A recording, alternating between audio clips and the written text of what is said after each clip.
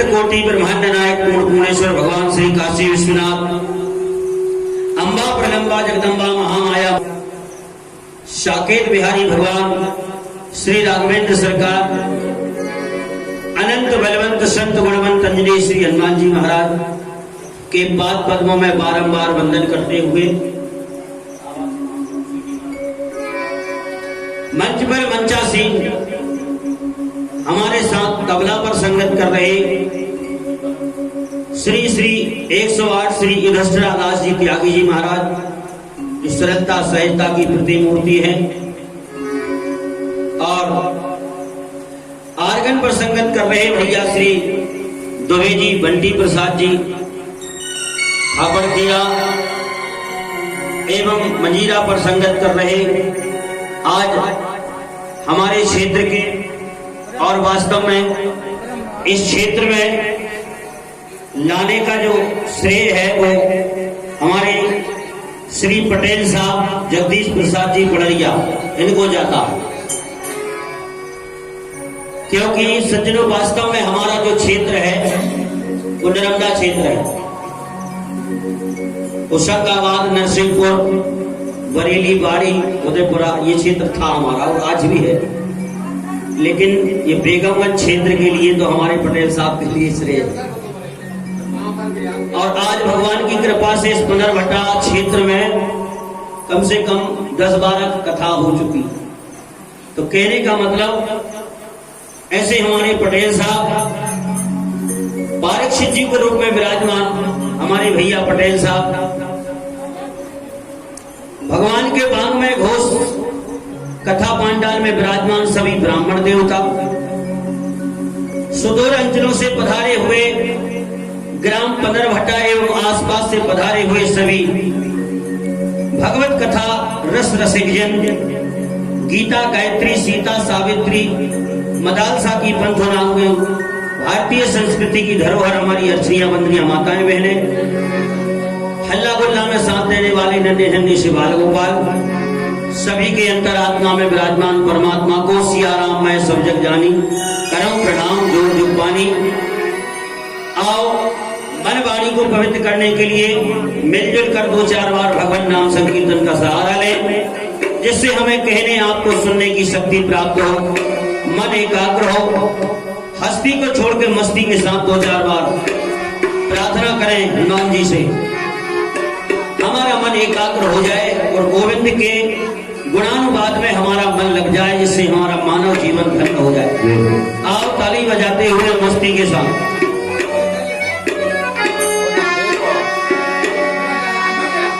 मेरो राधा रमन गिरधारी, गिरधारी श्याम बनवारी,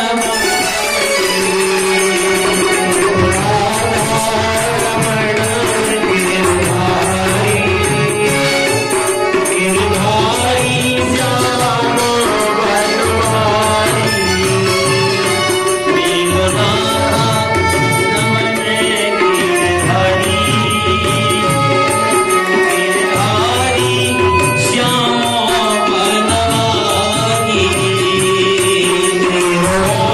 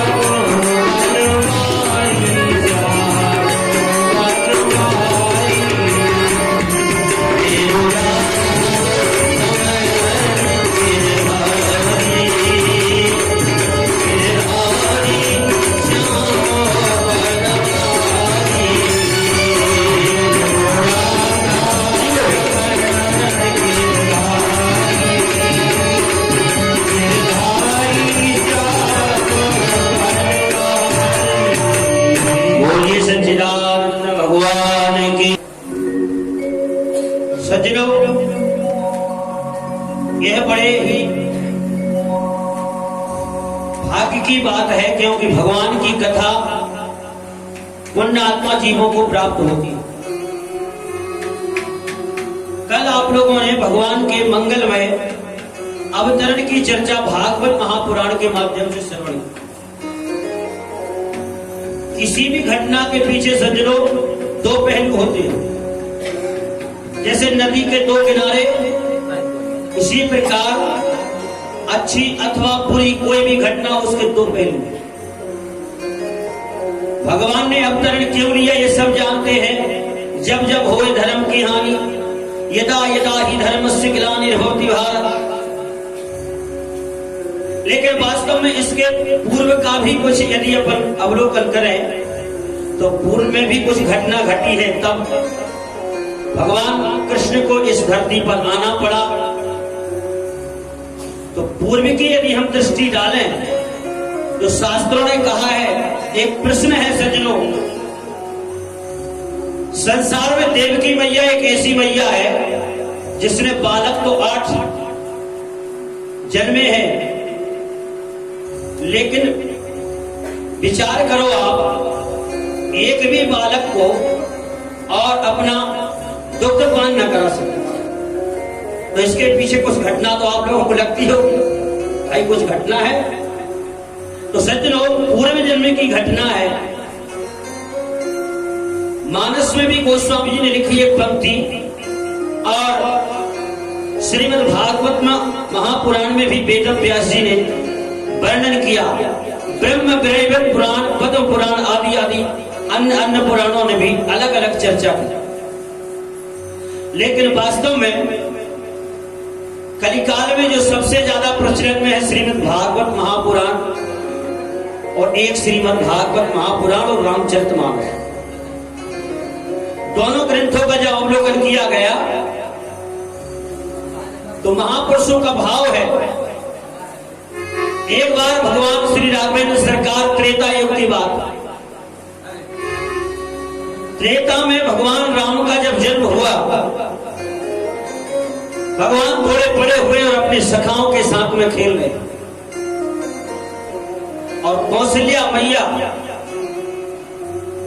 बार बार सखाओं से खेलने में मना करती है। बार बार पकड़ के अपनी गोद में बिठा लेती। लेकिन राम जी का मन है कि हम अपने सखाओं के साथ थे। और एक दिन तो ये हुआ कि महल में मणिमाणिक लगे हुए थे और अपने ही प्रतिबिंब को देख करके उन मणिमाणिक में भगवान राम को ऐसा लगा कि ये हमारे सखा हैं। और बार बार भगवान राम कौशल्या मैया के गोद से निकल के और सखाओं के बीच में खेले। लेकिन मैया ने कहा कि राम तू थक जाएगा, मुझे समझ में नहीं आ रही लेकिन तू थक जाएगा। और बार बार कस के पकड़े। और गोस्वामी ने पंक्ति लिखी रामचरितमानस में, निज नाचही निज प्रतिबिंब निधारी,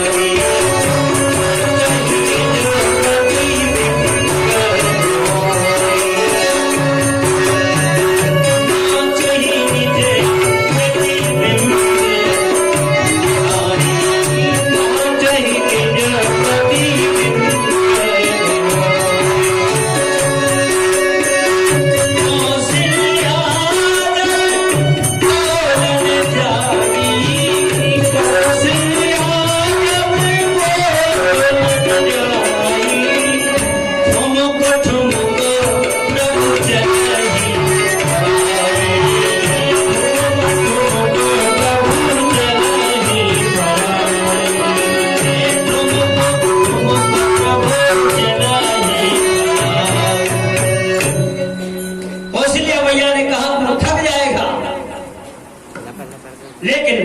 विचार किया कि मैया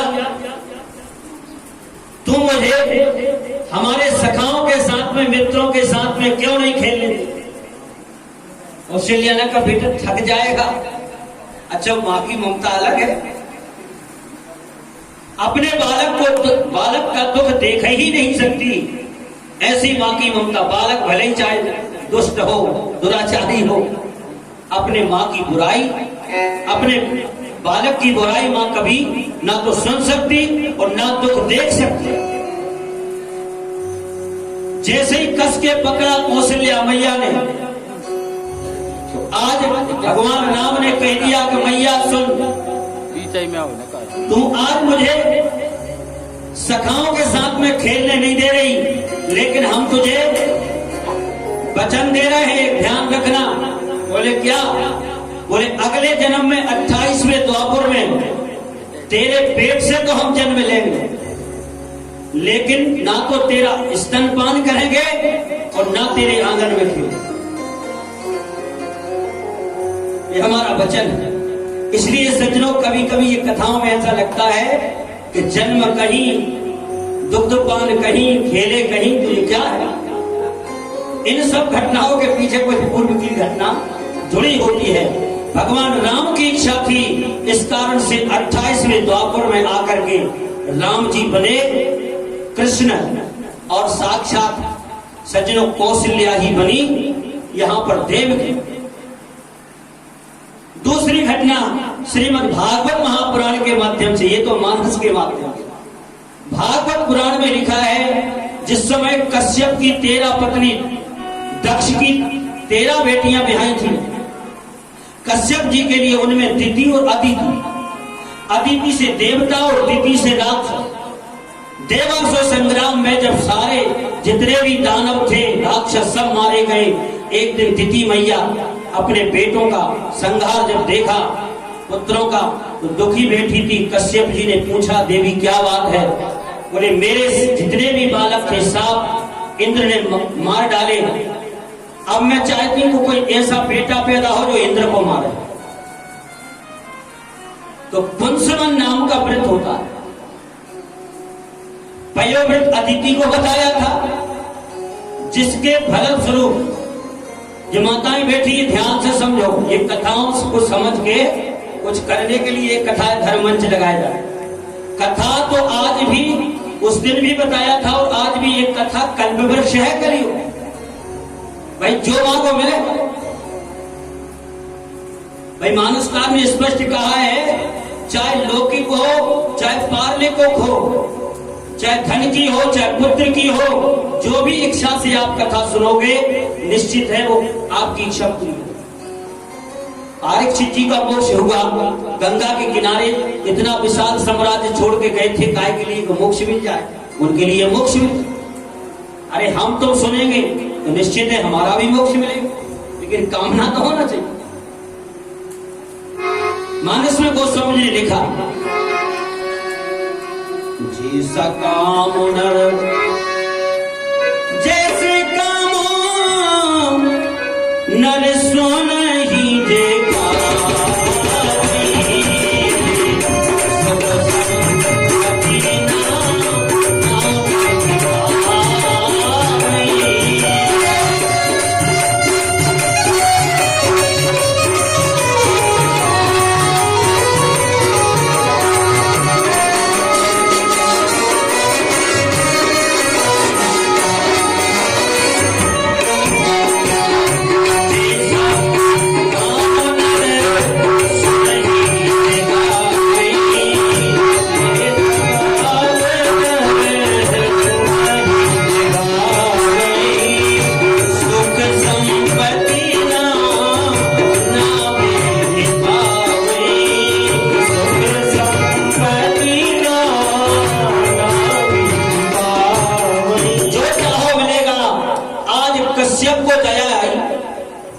कश्यप ने अपनी पत्नी दिति के लिए एक पुंसवन नाम का व्रत बताया।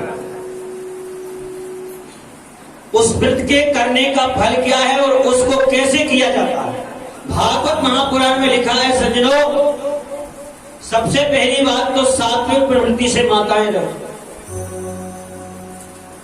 और सात्विक प्रवृत्ति से मतलब ये कि किसी से लड़ाई झगड़ा नहीं, भोजन भी सात्विक, रहन सहन भी सात्विक।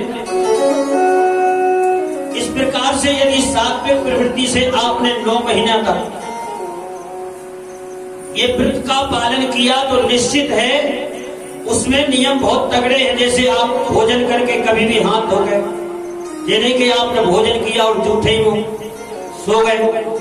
कभी भी उत्तर की तरफ मुख करके मत सो, दक्षिण की तरफ हमारा सिर होना चाहिए, पैर होना चाहिए उत्तर की तरफ। लेकिन हमको तो यही पता नहीं है कहाँ सोना, अरे पर हमेशा हमको सोना चाहिए दक्षिण की तरफ सिर न करके उत्तर की तरफ पैर।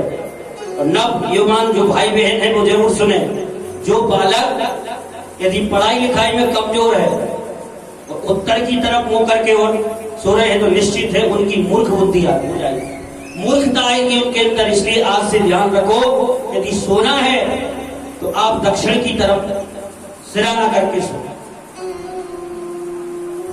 और इस प्रकार से यदि व्रत किया इस पुंसवन का तो उसके फलस्वरूप आपके पास ऐसा बेटा होगा जो इंद्र को मानेगा। एक दिन अदिति मैया को पता चला कि इंद्र का जो दुश्मन है वो दिति के गर्भ में पल रहा। इंद्र से कहा कि बेटा एक काम करो, मौका अच्छा है। तो इंद्र है, क्योंकि इंद्र वास्तव में, इसलिए हमारे गोस्वामी जी ने तो इंद्र के लिए क्या क्या कहा। इंद्र के लिए गोस्वामी जी ने मानस में लिखा है, ना तो किसी की तपस्या देख सकते और ना किसी का अच्छा देख सकते। जिसने भी तपस्या की समझ लो उसकी तपस्या भंग, यज्ञ किया तो यज्ञ भंग। इसलिए गोस्वामी जी को एक जगह गुस्सा आया और उन्होंने लिख दिया, बोले सूख भाग सठ, बोले स्वान ने रख मृगराज। बताओ क्या लिख दिया, सठ। जैसे एक कुत्ता सूखी हड्डी दबा के जा रहा हो और सामने यदि सिंह दिख जाए तो शेर को देख के कुत्ता ये समझता है कि ऐसा ना हो ये शेर हमारी सूखी हड्डी छुड़ाने आती। अरे भले आदमी, विचार करो, शेर स्वयं की शिकार करके खाता है, वो सूखी हड्डी खाए, लेकिन नहीं, कुत्ते को तो ऐसे ही लगता है। इस प्रकार सज्जनों, आज इंद्र को जब पता चला कि हमारा काल दिति के गर्भ में पल रहा है, एक दिन पास में आए और मौसी से बोले, मौसी तुम अकेली हो और इस समय पे तुम्हारी सेवा करने के लिए कोई नहीं है, क्योंकि रिश्ते में मौसी भी लगती है। हम तुम्हारी सेवा के लिए आज से तैनात, सेवा करेंगे भाव से सेवा की। और सज्जनों, एक दिन भूल से दिति मैया ने भोजन तो किया लेकिन पानी नहीं, झूठे मुंह सो गई।